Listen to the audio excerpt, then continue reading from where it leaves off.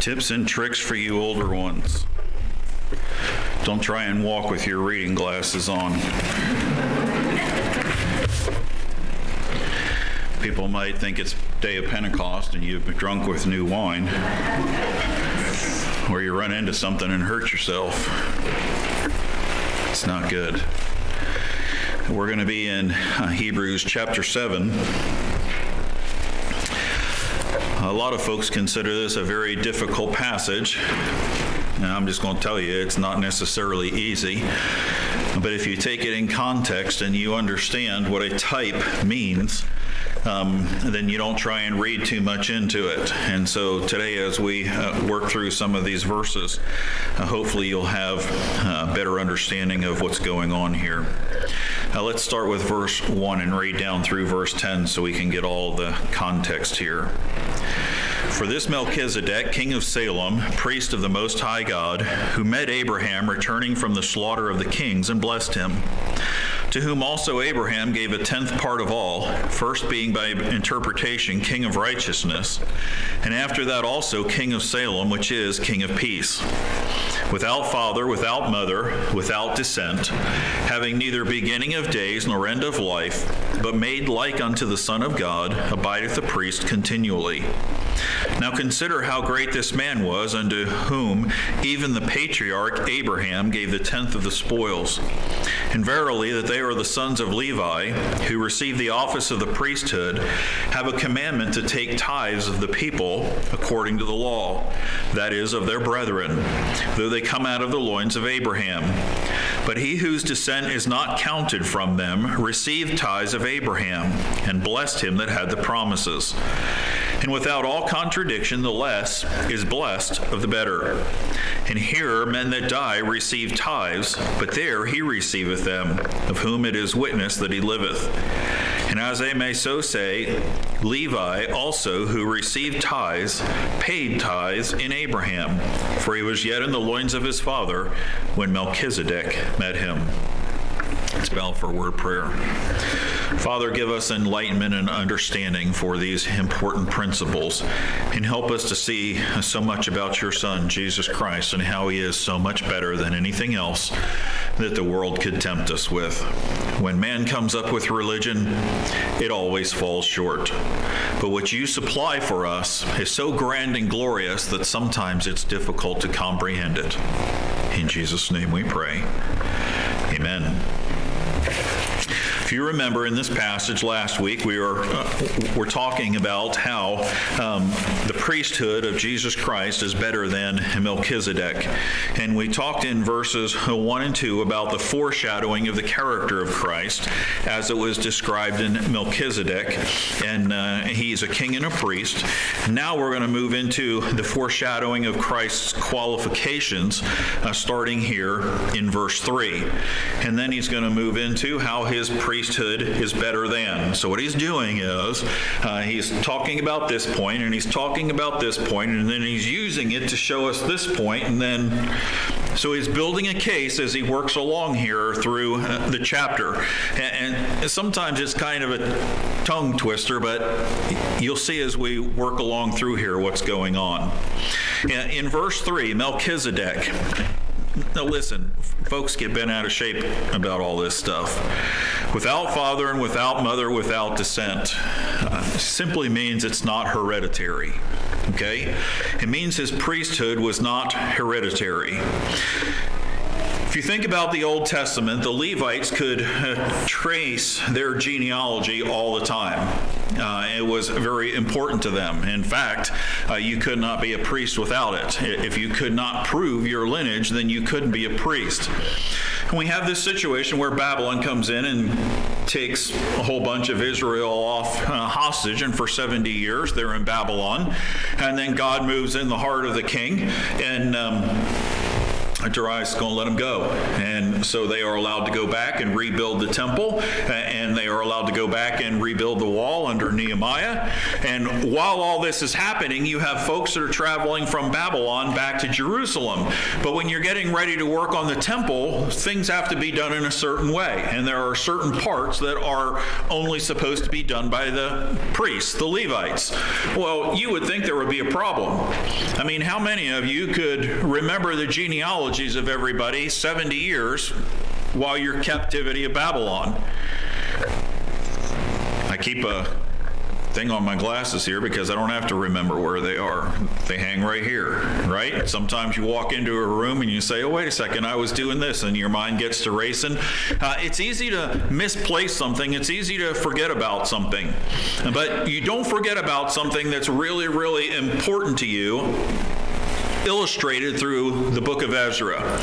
Because in Ezra chapter 2, verses 61 through 63, the priests are all being ordained, and they're getting their special clothes made, and they're all getting ready to start serving, because now the nation of Israel is back in the homeland and they need priests. They need to start offering their sacrifices and things again. And a problem arises because you have all these folks who show up and they want to be priests, and they're all like, I'm so-and-so, and this is my grandfather and my great-grandfather and my great-great-grandfather. Okay, you get to be a priest. But then there's these fellows who show up and they're like, well, we want to be priests. What's your genealogy? They had no idea. And in Ezra chapter 2, verses 61 through 63, you have a group of individuals who could not establish that they were Levites, and they could not establish their genealogy, and so they were set aside until after the rebuilding of the temple could take place, and when the priests had been cleansed and things were going again, then they could get a priest with the and the Thummim and stand before God and cast lots and let God say, this guy's a priest, this guy isn't a priest. And so it was very important to them. The nation of Israel would have understood the groundwork that's being laid here. How dare you serve as a priest if you cannot prove your genealogy? But what we see here in Hebrews chapter 7 is there's no record for Melchizedek given. What he's saying is, without father or mother, there's no record of who his father or his mother was. There's no descent. This is granddaddy from so-and-so and from so-and-so and from so-and-so on down the line. Nothing of that is recorded.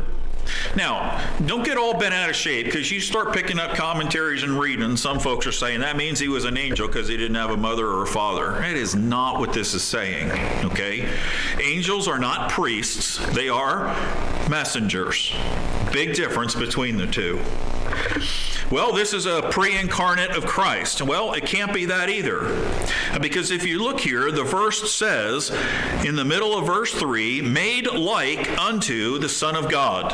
Now, I remember being in Christian school and people arguing about this, and I never really understood the importance of the phrase made like. It literally means assimilated closely. Now,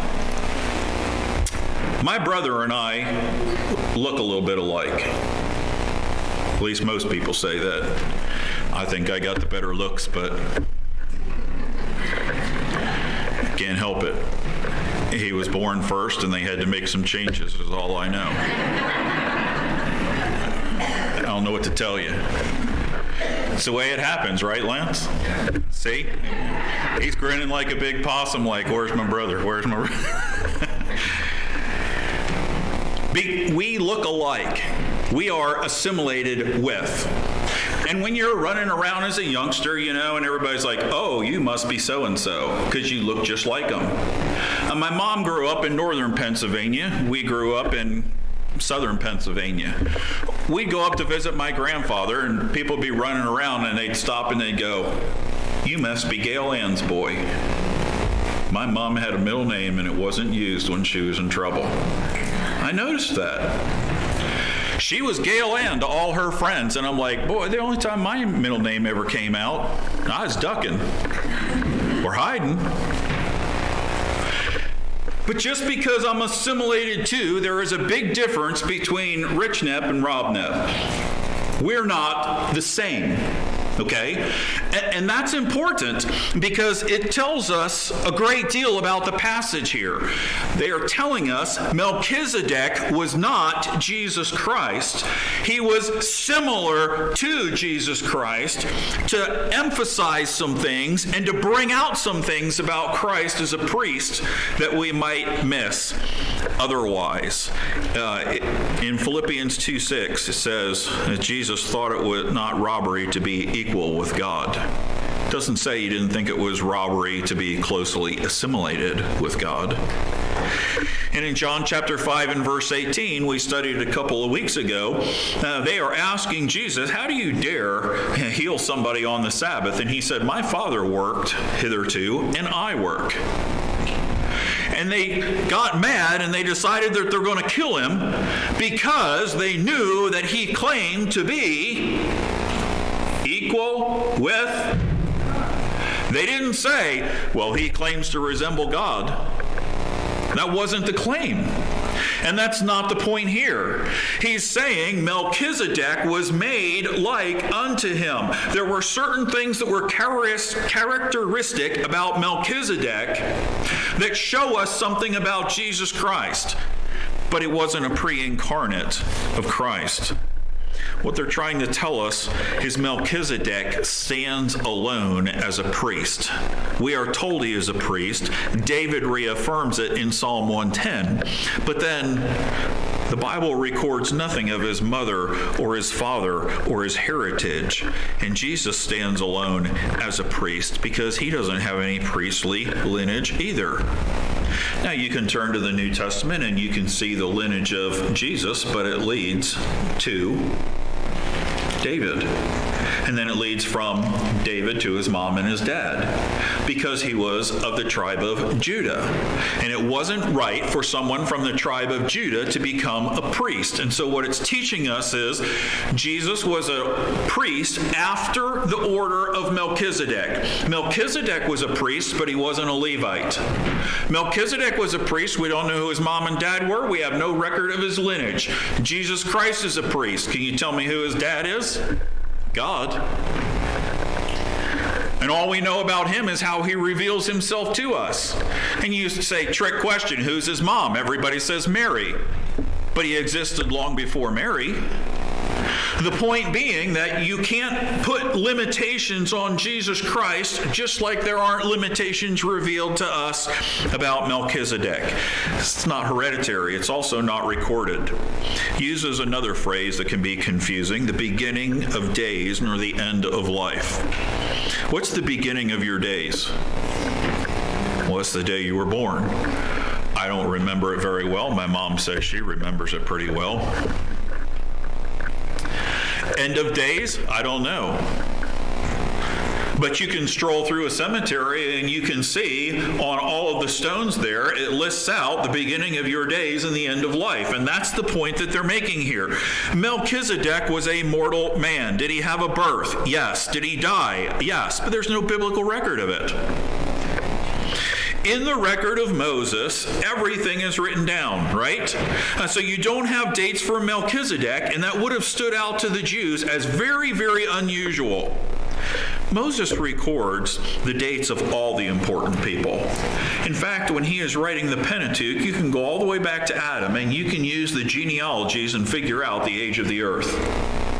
When he was so old, he begat so-and-so. Okay, so this many years. And then this person begat so-and-so when he was this old. And you can keep on trucking down through all those genealogies that'll put you to sleep if you don't have a purpose for studying them. And you can figure out how long the earth is because everything's recorded. There is great, great detail. Listen, read through Exodus, Leviticus, Numbers, and Deuteronomy and tell me that God wasn't very particular about the ark and about the temple and about the Levites and about his service.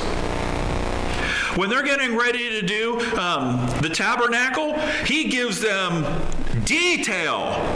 You're going to have 10 of these on there, and they're going to be so high, and they're going to be so big, and they're going to be overlaid with gold, and then you're going to use this wood to put through there, and don't you dare use any other wood. And you're going to have this first covering, and it's going to be a certain skin, and then a second covering, and it's going to be, and then you're going to take this, and you're going to dye it purple, and you're going to, and you're going to, and you're going to, and you're going to. And then he'd go through and he'd say, when you set it up, this is how you set it up. Detailed instructions on how to set it up. Detailed instructions on how to tear it down. Detailed instructions on who was allowed to set it up and who was allowed to tear it down. And so when you write to these individuals and Jews, and they're used to all this detail, and they're used to all this structure, and all of a sudden you identify Jesus Christ with Melchizedek, and what do we know about him? Almost nothing. And the point is that he is going to draw some important things from this. Jesus' general information about his birth, about his body, how long he lived, about when he died, when he was resurrected.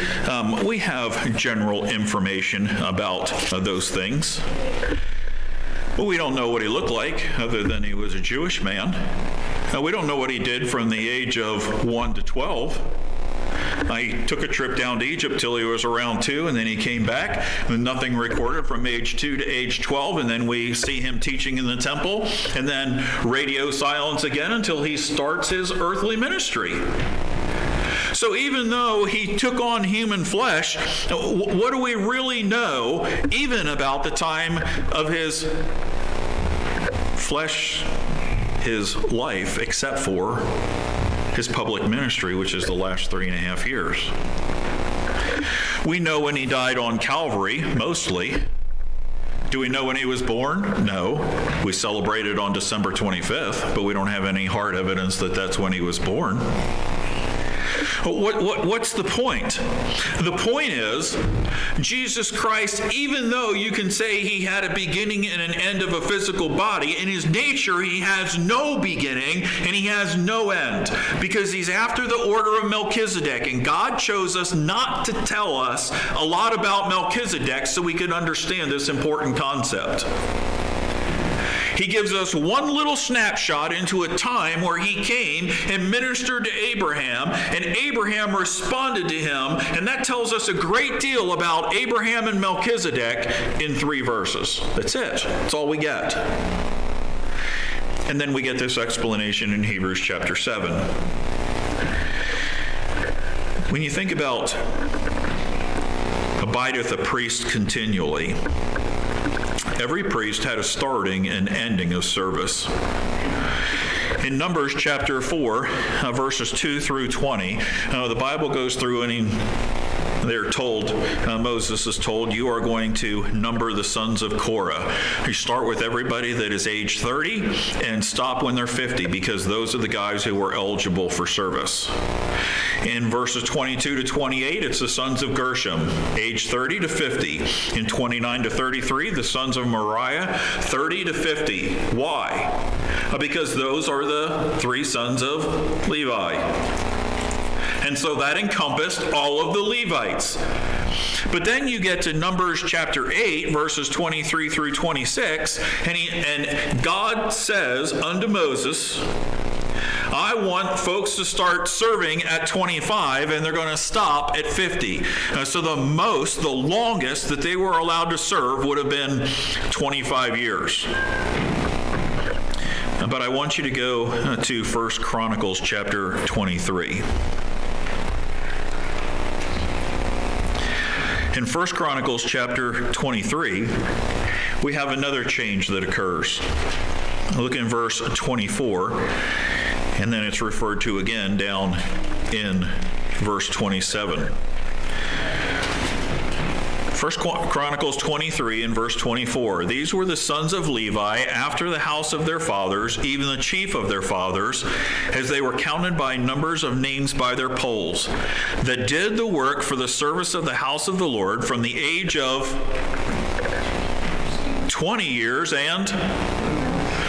So when it starts in Numbers chapter 4, you count up everybody that's 30 years old to 50 years old, because that's all they're going to serve. And then later in Numbers chapter 8, he's going to change it, and he's going to say you're going to start serving at 25 and you're going to stop at 50. So now instead of 20 years of service, there's a potential for 25 years of service. But in 1 Chronicles chapter 23, it says starting at the age of 20 and ending when? It doesn't say. Now we know from before that when they hit 50, they were not allowed to do the arduous tasks assigned at the temple.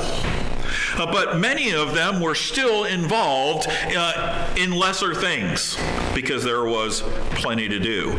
Ezra chapter 3 and verse 8 does the same thing. When they come back from the captivity, guess what? They're still following this because when they get the priests together, they ask everybody 20 years old and upward. While they stopped hard work at a certain age, there's no mention of losing the priesthood until what happened? End of death, till they died, end of life. Melchizedek, however, is an argument from silence. In other words, there's no record of his death, so there's no record of his priesthood stopping. Now we know that it did stop when he died, right? But when you think about it, after the order of Melchizedek, you can't point to a time that it started, and you can't point to a time that it stopped, and that's the point. Because when you think about Jesus Christ, we are so tempted in our thinking to say, well, it started when he was born, and it stopped when he died. But that's not true, because he went back to the Father, and he sat down at the right hand so that he could intercede for us. And the point is that his priesthood isn't like a normal human being where it has a set starting point and a set stopping point. He was obviously interceding for us when salvation was laid out before the foundations of the earth. So we have to stop thinking with the humanistic thinking and putting limitations on the priesthood of Christ. And when we do, you start to realize, well, boy, his priesthood is far superior to any priesthood that any man could ever have. And therein lies the whole point of Hebrews chapter 7 in talking about Melchizedek. The law of Moses clearly defined everything. So when something operates outside the detail in the law of Moses, one of two options is true. It is either far inferior or it is far superior. And every Jew listening would be thinking the same thing, okay? So if Melchizedek is operating outside of the Levitical law, and Jesus is a priesthood after the order of Melchizedek, then one of two things has to be true. Either his priesthood is far inferior, or his priesthood is far superior. And so he's going to continue the argument here. What about a superior priesthood? Go back to Hebrews and look at verse 4. Hebrews chapter 7, verse 4. Now consider how great this man was, unto whom even the patriarch Abraham gave the tenth of his spoils. How do we know if his priesthood was inferior or superior? Now he's going to begin to build his argument of a superior priesthood. How great this man was. The Bible doesn't hardly say anything about him. I mean, how many passages can you turn to and do a search of Melchizedek, and he comes up in 3 passages? That's it. He comes up in Genesis when he meets Abraham. He comes up in Psalm 110 when David refers back to him, and he comes up here in Hebrews chapter 7. And everybody's probably thinking, do a word search of Moses and see how many times his name appears. Do a word search for Abraham or for David or for Solomon or for... Come on, there are a lot more important people in the Bible that we could be talking about. Why? Why in the world are we talking about this guy nobody knows anything about? And the writer here, through inspiration of the Holy Spirit, uses an attention-getting sentence. I want you to consider how great Melchizedek was. All right, how are you supposed to know how great he was? Unto whom even the patriarch Abraham gave the tenth of his spoils. Well, if you don't understand why, then you don't understand how great Melchizedek was. And that's important. He's going to make 3 arguments here about why Melchizedek is greater than Abraham, and hence Jesus Christ's priesthood is better than the Levitical. Boy, if I can't talk this afternoon, we're going to be here all day. Abraham gave a tithe to Melchizedek. All right, if you name drop and you're going to say somebody important in Jewish history, who do you pull out? You pull out Abraham. Why? Because he says right here, the patriarch. Abraham is the founding father that received the promise. How many folks afterwards heard the promise? A son and a grandson. It was reiterated to them. They heard it from dad, but it was reiterated to them by God. Great-great-great-great-grandson didn't have God come down and say, I promised your great-great-great-grandpappy that he was going to have seed like the sand on the seashore or the stars of heaven, that in him all the world would be blessed, and that they were going to possess the land. They took that by faith because Abraham accepted it by faith. Okay? So you have a situation here where he is the patriarch, the founding father of Israel. Personally, he has just won a battle against 5 kings. Abraham's flying high. He goes to rescue Lot, whoops up on these 5 kings, takes all of their spoil, and he comes back. And when the nation of Israel looks at Abraham, they see a patriarch, they see somebody who would just go and do this without even questioning, and they see a hero of the faith, because over and over and over again it says, by faith, Abraham, right? They had a good reason to look up to him. The next thing we need to understand here about not only how important Abraham is, but what the importance of a tithe was. A tithe was the 10th of the spoils. Literally, the phrase is translated top of the heap for a couple of reasons. First, the Greeks used to gather all the spoils for a defeated foe, and they piled them together. And then when they saw all that they had, they used to take the whole top portion, which was usually the best stuff. You didn't throw the really good stuff on the bottom of the heap. Got wrinkled and ruined. They'd take the best stuff and they would offer it as a gift to their gods. This is the first fruits concept in the Old Testament. You're going to get a harvest, and when the first fruits come in, I want you to take those to the temple and offer them to God. Why? Because you're pretty sure that God is going to bless you enough to give you enough to take care of you. So in faith, you're going to extend this and say, you can have this part because I'm not going to have this part to live on. It was the best of the spoils. The Greeks didn't give their gods the leftovers. Tithing is a pre-biblical practice. It was used to express the superiority of another.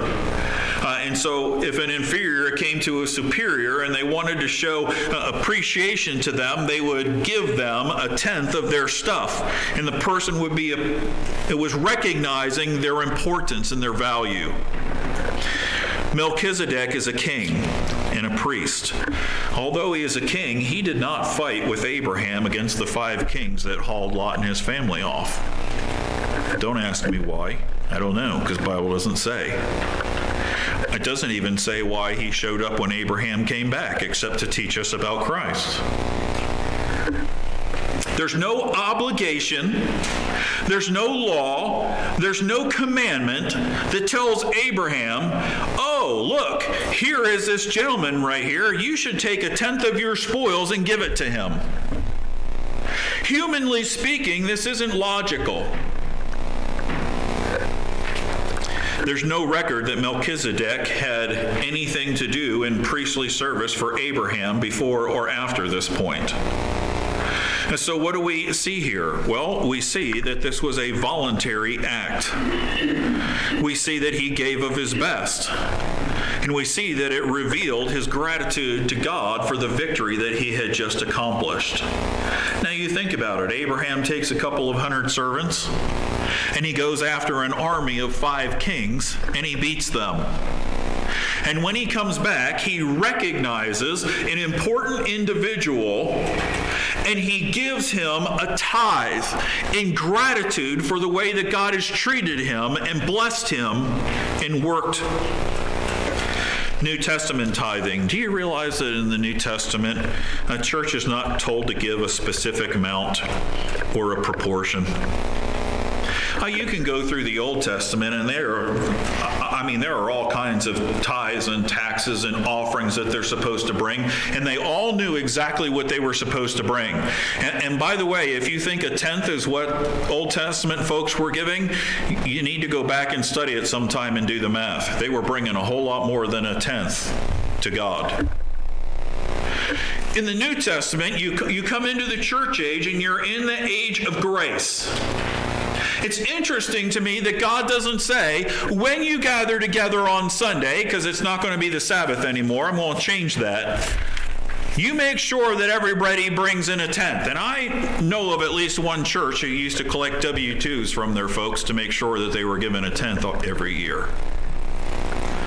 Listen, that is not giving to God from a motivation of the heart. That becomes a legalistic thing where all you are doing is fulfilling an expectation or an obligation. God simply says, when you bring into my storehouse your offering, two things. Do it in the right way and do it with the right attitude. That's what he says. If I bless you, then freely give. You are free to give under grace from the heart anything that you want to. And the amount is simply motivated by love and gratitude.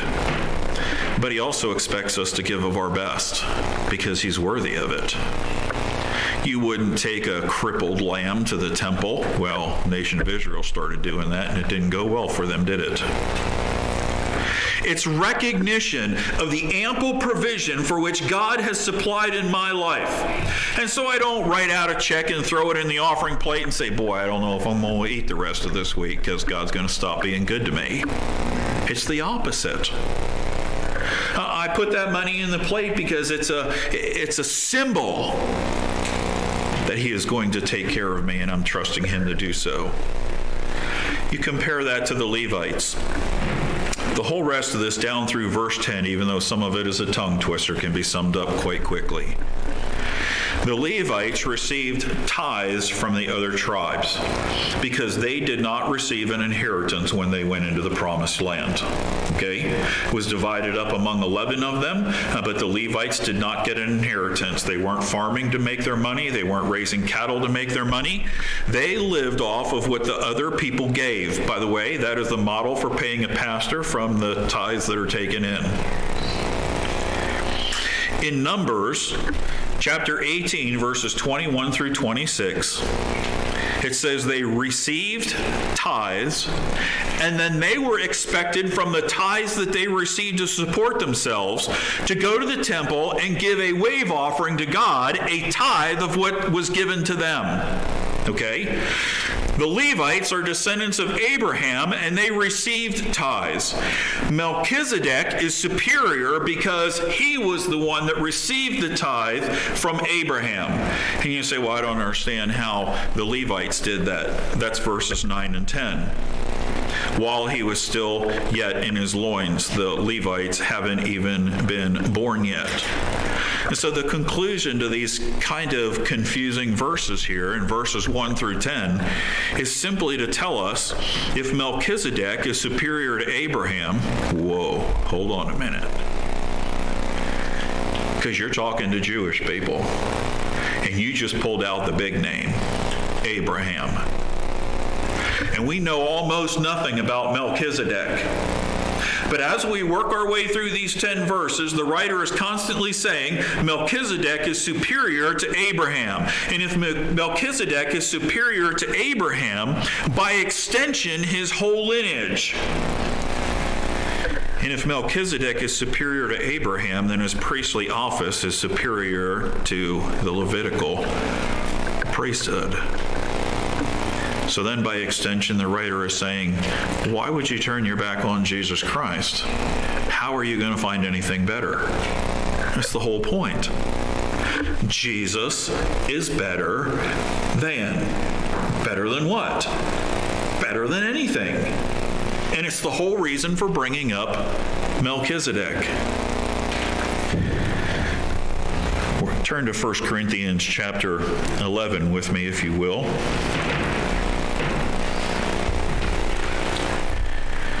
As we prepare for our communion service.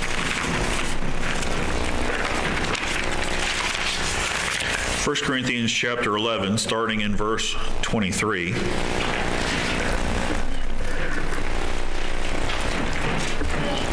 For I have received of the Lord that which also I delivered unto you, that the Lord Jesus, the same night in which he was betrayed, took bread. And when he had given thanks, he brake it and said, Take, eat, this is my body which is broken for you. This do in remembrance of me. After the same manner also he took the cup when he had supped, saying, This cup is the New Testament in my blood. This do ye as oft as ye drink it in remembrance of me. For as often as ye eat this bread and drink this cup, you do show the Lord's death till he come. Wherefore, whosoever shall eat this bread and drink this cup of the Lord unworthily shall be guilty of the body and blood of the Lord. But let a man examine himself, and so let him eat of that bread and drink of that cup. For he that eateth and drinketh unworthily eateth and drinketh damnation to himself, not discerning the Lord's body. For this cause many are weak and sickly among you, and many sleep. For if we would judge ourselves, we should not be judged. But when we are judged, we are chastened of the Lord, that we should not be condemned with the world. Wherefore, my brethren, when you come together to eat, tarry one for another. And if any man hunger, let him eat at home, that ye come not together unto condemnation. And the rest will I set in order when I come. It's important that we examine ourselves. If you want to bow your head for a moment of silence and do business with the Lord